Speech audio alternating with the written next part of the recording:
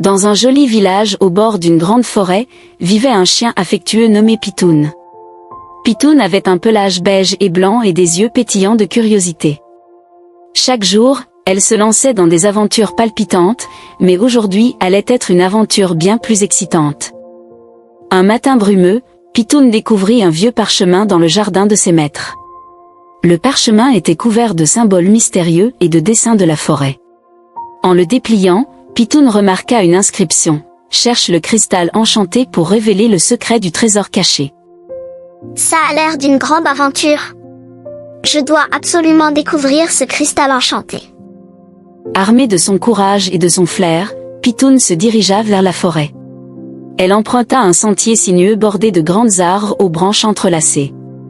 La forêt était remplie de bruits étranges, le chant des oiseaux, le murmure des feuilles, et parfois, un petit craquement sous les pattes de Pitoun. Alors que Pitoun avançait, elle rencontra un ruisseau large et rapide. Il était trop large pour sauter, et l'eau bouillonnante semblait effrayante. Pitoun observa attentivement et remarqua un vieux tronc d'arbre tombé qui faisait office de pont. En avançant prudemment sur le tronc, ses pattes tremblaient un peu, mais elle réussit à traverser sans problème. Plus loin, elle se trouva face à un champ de buissons épineux. Pitoun hésita, puis décida de se faufiler à travers les buissons avec précaution. Ses poils se frottaient contre les épines, mais elle gardait son objectif en tête. Alors qu'elle sortait des buissons, Pitoun rencontra un petit écureuil nommé Nino qui grignotait une noisette. Nino était inquiet car il avait perdu son chemin vers la maison. Pitoun, voyant que Nino était en détresse, décida de l'aider. Bonjour, Nino. Je cherche le cristal enchanté. Peux-tu m'aider à trouver le chemin à travers la forêt? Bien sûr. Je connais bien la forêt. Suis-moi, et je te guiderai. Ensemble, Pitoun et Nino continuèrent leur chemin. Nino montra à Pitoun un raccourci secret à travers des sentiers moins encombrés. Ils rencontrèrent une vieille chouette sage perchée sur une branche.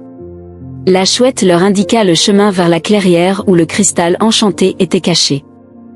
Ensemble, Pitoun et Nino continuèrent leur chemin. Nino montra à Pitoun un raccourci secret à travers des sentiers moins encombrés. Ils rencontrèrent une vieille chouette sage perchée sur une branche. La chouette leur indiqua le chemin vers la clairière où le cristal enchanté était caché. Après un long voyage, Pitoun et Nino arrivèrent enfin à la clairière illuminée par des rayons de soleil doré. En plein milieu de la clairière se trouvait un grand rocher avec une ouverture mystérieuse.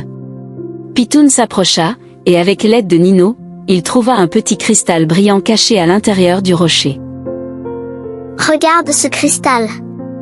Il est magnifique.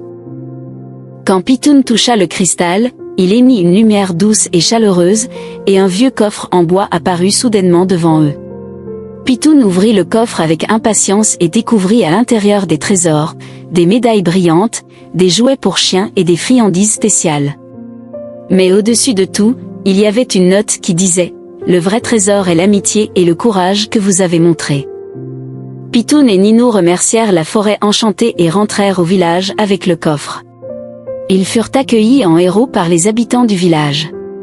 Pitoun reçut une grande fête en son honneur, et il partagea les trésors avec ses amis.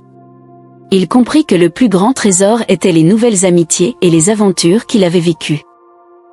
Et ainsi se termine l'aventure de Pitoun, le chien courageux qui découvrit que le vrai trésor était dans le voyage lui-même et les amis rencontrés en chemin. Pitoun rentra chez elle heureuse, prête pour de nouvelles aventures.